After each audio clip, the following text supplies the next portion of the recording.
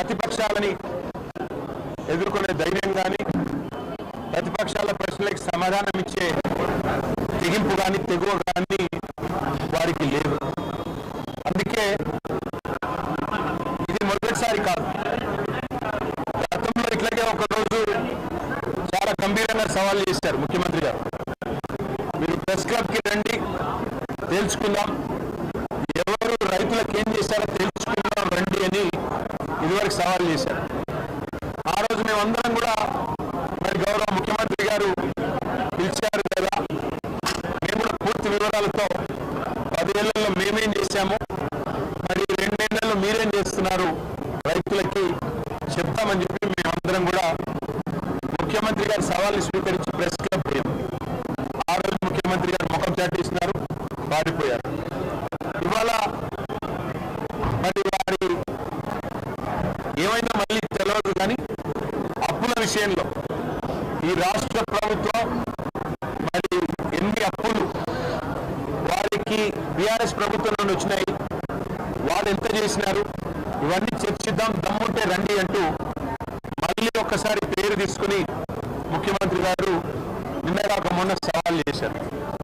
సవాల్ చేస్తే సరే ముఖ్యమంత్రి గారు మేము సిద్ధంగా ఉన్నాం, మీరు ఎక్కడికి రమ్మంటారో చెప్పండి, అసెంబ్లీకి రమ్మంటారా, సెక్రటేరియట్కి రమ్మంటారా, లేదా మీ రాహుల్ గాంధీ గారు 2 లక్షల ఉద్యోగాలు ఇస్తానని చెప్పిన అశోక్ నగర్ చౌరస్తాకి రమ్మంటారా, లేదా మీరు వరంగల్లో రైతు డిక్లరేషన్ పేరిట ఇచ్చిన 34 హామీలు ఇచ్చిన వరంగల్కి రమ్మంటారా, ఎక్కడికి రమ్మంటారో చెప్పండి అంటే ముఖ్యమంత్రి గారు సవాల్ విసిరిన ముఖ్యమంత్రి గారేమో తోకముడిచి పారిపోయి ఎవరు చెప్పేదానిలో వాస్తవం ఉందో ప్రజలే తెలుస్తారు.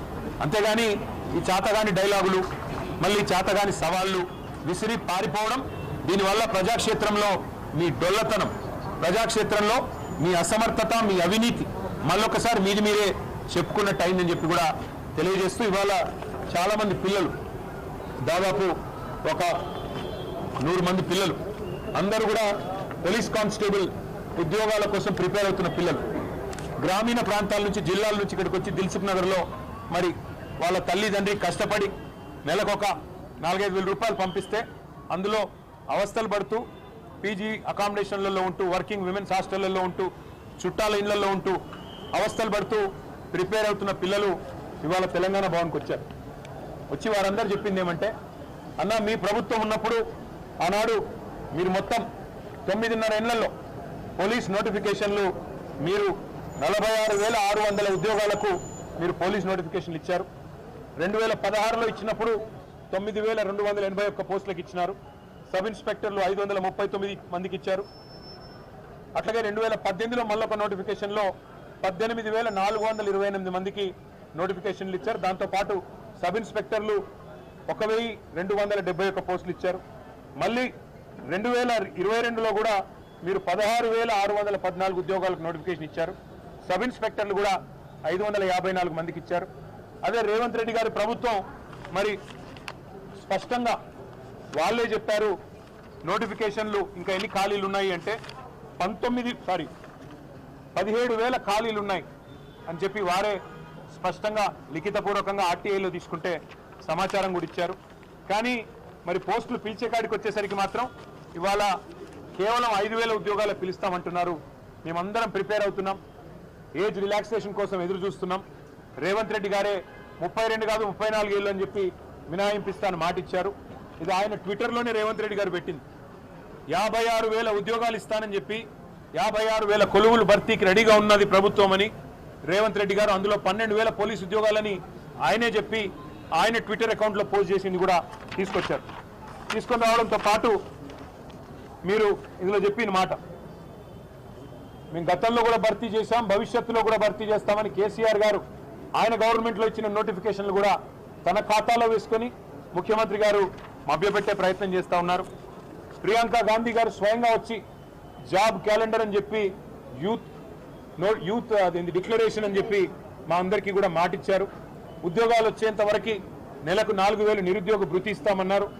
ఏది జరగలేదన్నా కనీసం మాకు ఉద్యోగాలన్నా రావాలి అంటే 20,000 ఉద్యోగాలకు నోటిఫికేషన్లు ఇచ్చే విధంగా మీరు ప్రభుత్వాన్ని డిమాండ్ చేయండి అంటూ పిల్లలందరూ కూడా వచ్చి మరి వారు కలిశారు.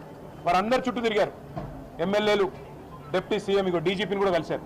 కలిసి అడిగారు, అయ్యా మీరు చెప్పిన మాటే, మేము అడుగుతున్నది ఏది గొంతమ్మ కోరికలు కావు, మీరు చెప్తున్న మాట మీడియాలో స్పష్టంగా ప్రభుత్వమే ఇచ్చిన వివరాలు ఏవైతున్నాయో వాటి ఆధారంగానే మేము అడుగుతా ఉన్నాం.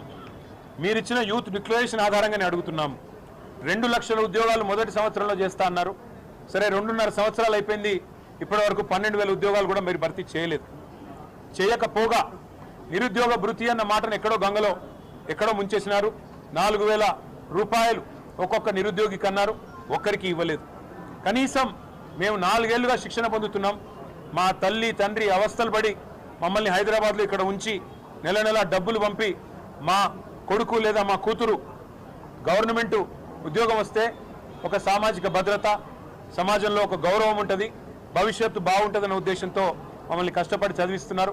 ముఖ్యమంత్రి గారేమో నిన్నగాక మొన్న శిల్పకళా వేదికలో మాట్లాడుతూ ఎండ్రిని దాగి చావండి అని కూడా అడ్డగోలుగా మాట్లాడుతూ ఉన్నారు. మాకు లేని ఆలోచన, మమ్మల్ని లేనిపోని విధంగా రెచ్చగొట్టే విధంగా మాట్లాడుతున్నాడు. ఉద్యోగాల నోటిఫికేషన్ల విషయంలో మీరు ప్రభుత్వాన్ని డిమాండ్ చేయండి. 20,000 ఉద్యోగాలు కానిస్టేబుల్ ఉద్యోగాల భర్తీకి ప్రభుత్వం వెంటనే చర్యలు తీసుకునే విధంగా మీరు మా తరపున పత్రికలతో మాట్లాడండి. పత్రికా ముఖంగా మీరు ప్రభుత్వానికి విజ్ఞప్తి చేయండి, ఉత్తరం రాయండి, అన్ని ఖాళీలు అన్ని వివరాలతో వారికి విజ్ఞప్తి చేయండి, అసెంబ్లీలో కూడా ప్రశ్నించండి అంటూ వాళ్ళందరూ కూడా ఇవాళ మమ్మల్ని కలవడానికి వచ్చారు. వారికి నేను చెప్పింది ఒకటే, కేసీఆర్ గారి ప్రభుత్వం 9.5 సంవత్సరాల్లో 95% మనం స్థానికులకే ఉద్యోగ అవకాశాలు కల్పించే విధంగా భారతదేశంలోని 28 రాష్ట్రాల్లో ఏ రాష్ట్రంలో లేని విధంగా విద్యలో, ఉపాధి అవకాశాల్లో, ప్రభుత్వ కొలువుల్లో 95% స్థానికులకే రిజర్వేషన్ కల్పించిన ఒకే ఒక్క ప్రభుత్వం కేసీఆర్ గారి ప్రభుత్వం.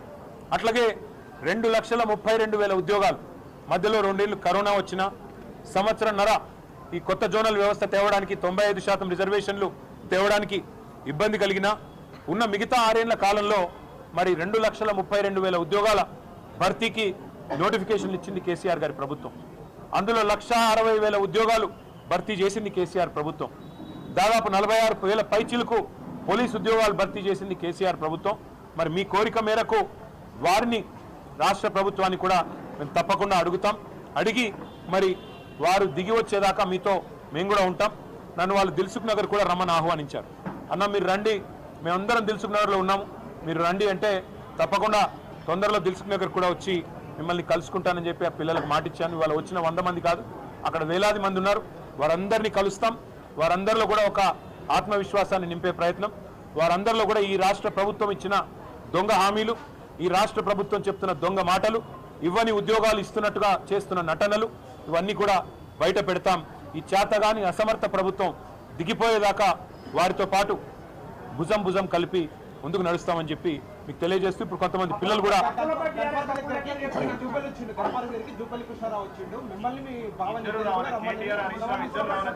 ఒక పని చేయమనండి, జూపల్లి కృష్ణారావు గారి కంటే ముందో ఎస్కాట్ వెనుకో ఎస్కాట్ ఉంటుంది. ఆయనే కదా నిన్న నేను తెలంగాణ భవన్కి వస్తున్నాను డైలాగులు కొట్టమన్నది ఎవడు, పోజులు కొట్టమన్నది ఎవడు, మళ్ళీ ఇప్పుడు గన్ పార్క్ అని లొకేషన్ మార్చమన్నది ఎవడు?